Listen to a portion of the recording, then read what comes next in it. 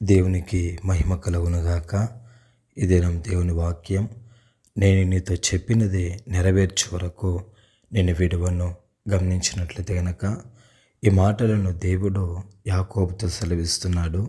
ఏ సందర్భంలో సెలవిస్తున్నాడు అని మనం చూసినట్లయితే గనక, యాకోబు తన అన్న అయినటువంటి ఏశావుకు రావాల్సినటువంటి ఆశీర్వాదములన్నింటినీ కపటోపాయముతో ఇస్సాకు నొద్ద పొందుకొని, తర్వాత ఏశావుకు యాకోబుకి ఏదైనా కలహం జరిగితే నిశ్చయముగా ఎవరో ఒకరు చనిపోతారనేసి రెబ్కా ఉద్దేశించి ఏశావును పిలిపించి ఇస్సాకు దగ్గరకు, ఇస్సాకు రెబ్కా లెక్క సెలవు చొప్పున తన మామైనటువంటి లాబానింటికి వెళ్తూ ఉన్నటువంటి సందర్భంలో మార్గ మధ్యంలో ఒక చోట పండుకొని నిద్రిస్తాడు.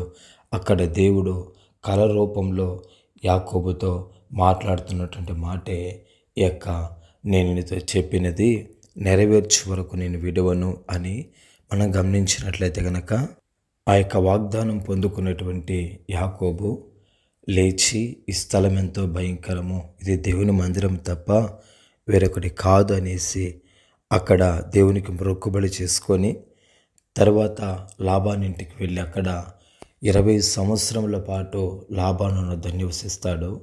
మనం చూసినట్లయితే కనుక లాబాను వద్ద నివసించిన తర్వాత ఎలాగైనా తన తండ్రి దేశానికి రావాలని ఎదురు చూస్తున్నప్పుడు దేవుడు మాట్లాడి యాకోబుతో, యాకోబును భయపడొద్దు, నీకు తండ్రి దేశానికి నువ్వు వెళ్ళు అని చెప్పిన తర్వాత యాకోబు తాను, తన భార్యలు, తన యొక్క బిడ్డలు, తన ఆస్తి అంతటినీ సమకూర్చుకొని బయలుదేరి వస్తున్నాడండి.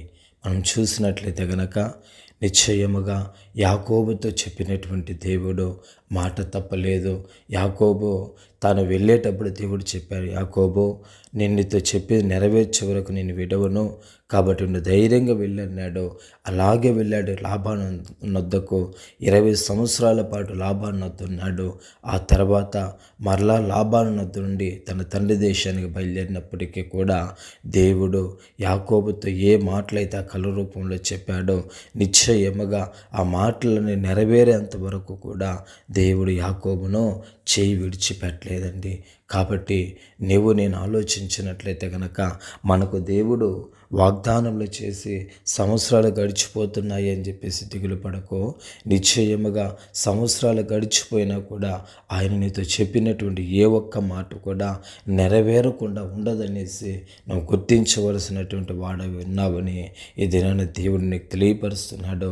నీవు మరచిపోయినా, నీవు ఆ దేవుడు చెప్పిన మాటలు నీకు గుర్తుకు లేకపోయినా సరే, ఆయన వాగ్దానం చేసినటువంటి దేవుడు ఆయన గుర్తు పెట్టుకొని నిశ్చయముగా నీతో ఏ మాటలైతే చెప్పి నేను బలపరిచాడో, ఏ యొక్క వాగ్దానాలు చేసి నేను స్థిరపరుస్తానని చెప్పాడో, ఏ యొక్క మాటల ద్వారా నిశ్చయముగా నేను అత్యున్నతమైన స్థాయికి హెచ్చిస్తానని చెప్పాడో, ఆ యొక్క మాటలన్నిటిని కూడా నెరవేర్చేంత వరకు కూడా ఆయన ఎన్నటికి కూడా నేను విడువడనేసి దేవుడు సెలవిస్తున్నాడు.